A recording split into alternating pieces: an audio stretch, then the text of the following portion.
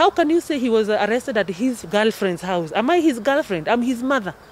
Kenyans, stop blogging what you don't know.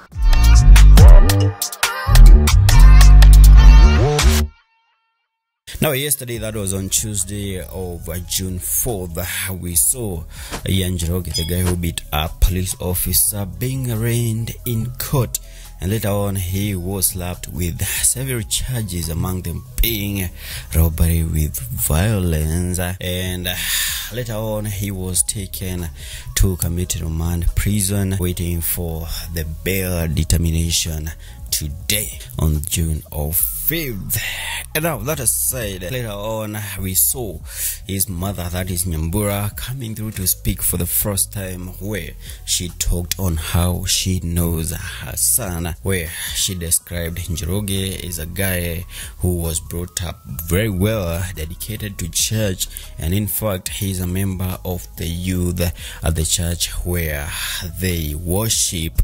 And alongside with that, she went ahead and defended the son, saying that he is a well-mannered guy, only that she doesn't know what went on. But she said that it might be, the pressure that the police officer was putting on the guy, because the police officer was demanding 10,000, but the guy was able to raise 5k, sourcing from friends, but the police officer wasn't having it. He was maintaining, I need 10 G's.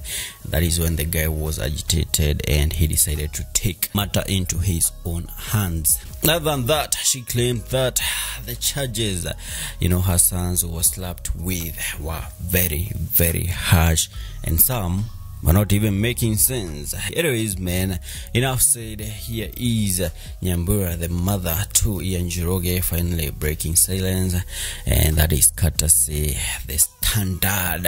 Enjoy, then tell us what you think in the comment section, subscribe, and we'll see you in the next one. My name is Ruth Nyambura Mbagara. I am the mother to the trending boy, Ian Gige Njoroge. This is my firstborn boy, whom I was born and have brought him up by myself. He's a boy I dedicated in church. We have been in church at Deliverance Church Donholm. He's a member of the youth service in Deliverance, and that is where we fellowship. I was so heartbroken when I had come home from a business trip that night, and all I saw was flying squad cars outside my gate.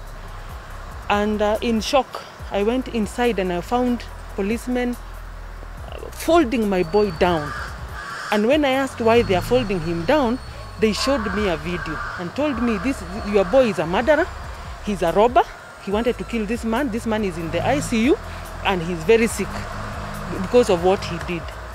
And I was surprised because my son, I have brought him up in a Christian way.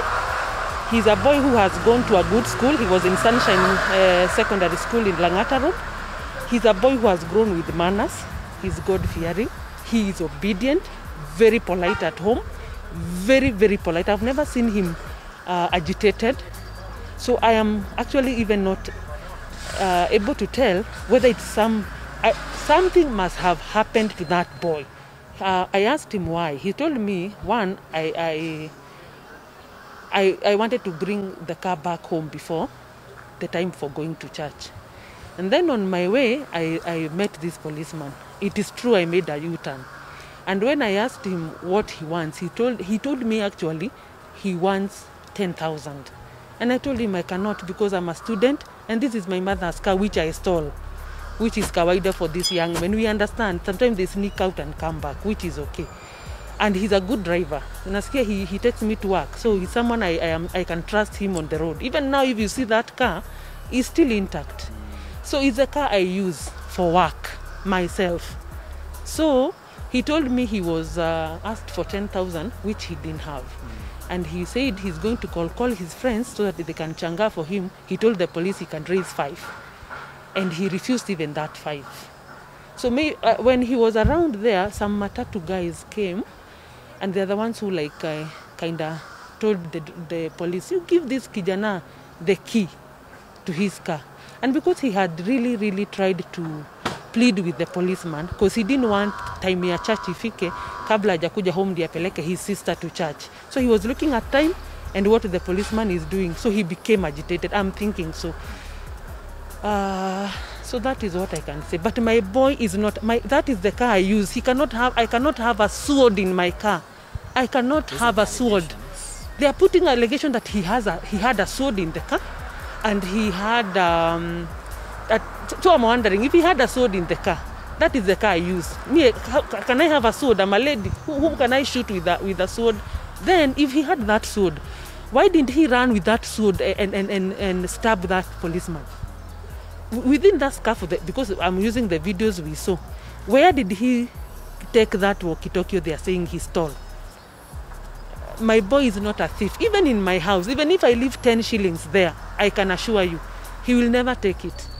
Kenyans, I want to tell you, I'm speaking from like a mother who has been hurting, one, because of seeing how the boy has trended in a negative way.